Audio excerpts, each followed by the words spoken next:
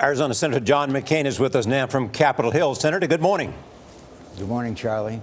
What did you learn from the president and his plans that make you believe that the effort may be to do more than simply have the kind of limited strike that he has said to plan?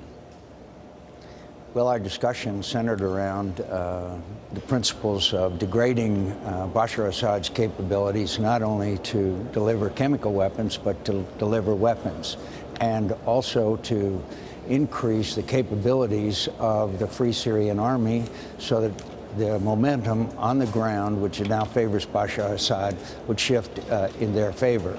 And that also includes, obviously, no American boots on the ground. We can do this, Charlie, but it's going to take a robust program, and it's going to require the President of the United States talking directly to the American people, and a resolution that includes those abilities of the President to take the measures that I just described. Senator, the Secretary of State, former Senator John Kerry, former chairman of the Foreign Affairs Committee, has said in a conference call, it is reported, that this is a Munich moment. Do you believe that? Oh, I believe it's a critical moment. This president said that it was a red line if Bashar Assad used chemical weapons. By the way, he already has, but now he's used it in a massive fashion. And unless the United States of America responds, then the word of the United States of America is invalid, no matter what the reason, whether Congress refused to pass a resolution or not. And as you know, Charlie, other presidents have acted in a way that did not require a resolution from Congress. Senator, I know you left the meeting with the president saying that he assured you that these strikes would be more robust than you thought, that they would be very serious, they would be more than cosmetic, more than just sending a message to Assad and to many others. What specifically did you learn that the U.S. would do? Well, we would have a conduit for weapons and training to the Free Syrian Army so that they can have a chance on the ground. They're overwhelmed now by Iranian weapons, Russian weapons, our lack of getting them the right kind of weapons, and that's important against armor and air. And if we negate his ability to deliver chemical weapons, we also negate his ability to deliver other weapons. And it is air power that is giving them one of the major factors in the edge that he has on the battlefield now. They not only use air for airstrikes, but they move their people around, and shipments of weapons come in to one of these 6 airfields that he's using almost on a daily basis from Iran and Russia. Senator, I'm curious what gives you confidence about that, though, because as you know, in June, we were supposed to begin arming some of the rebels, and as the Wall Street Journal says on its front page today, that hasn't happened yet.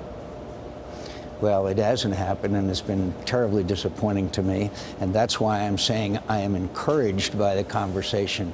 I have to see the concrete action, and it's not that I don't trust the word of the president. It's just that I need to see the concrete measures that are going to be taken.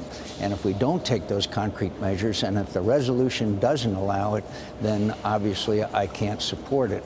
It's almost as bad as not passing a resolution as passing a resolution that doesn't allow us to take action that reverses the situation on the battlefield so that Bashar Assad will sooner or later leave. The only way he's going to leave is if he thinks he's losing. Senator, you've used the word catastrophic if Congress does not take the military action, if they don't vote in favor of taking military action. Very strong word. Could you elaborate on what you mean by that? And are you doing anything personally to lobby your colleagues? Yes, of course, but it's the word of the United States of America. Look, I don't think the president should have done this. Once he announced that we were going to have strikes, I think he should have acted, as other presidents have, both Republican and Democrat. But it is what it is.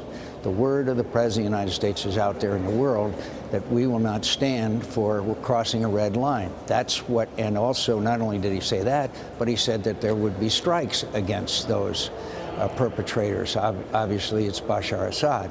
So then, for the United States of America to do nothing will have impact and ripple effect all over the world. Look, you would have been okay with him acting, Senator, you would have been okay with the president taking action without congressional approval, especially yes. after the vote from the British government. That would have been okay with you. Yes, just as it was when Ronald Reagan invaded Grenada and Bill Clinton took action and other presidents have taken actions. The War Powers Act requires consultation and then approval by Congress afterwards. And I would have long ago, 2 years ago, helped these people, and this thing would have been long gone. We have damaged our credibility. Our standing in the region is at an all-time low, and this will sink it even further if once the President of the United States, the leader of the world, says he's going to do something and we don't do it.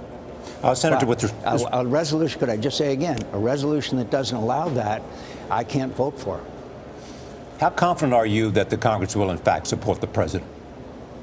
I think the president needs to talk to the American people from the Oval Office, from his desk in the Oval Office, and show the American people, again, these pictures of the bodies stacked up. Show them the horrific situation of 1 million children refugees, of 100,000 killed, of the destabilizing effects throughout the region. This is not confined to Syria, as you know, Charlie. It is spreading throughout the region. Iraq is now unraveling. The King of Jordan is not going to stay in power. Lebanon, the whole situation, and Iran is the key to it. And if the Iranians prevail here, and we don't retaliate, this will be a huge victory for Iran as they progress on their path towards nuclear weapons. So There's you a lot believe at that stake here. So you believe the president has not made his case? Of course not. You can see that in the polls. It's about 50-50. I think the president and my constituents are skeptical. They don't know what this is all about. I can understand why they're skeptical. There's been no plan and no strategy that has been articulated by anyone in the government, in the executive branch, except that we will have a tax.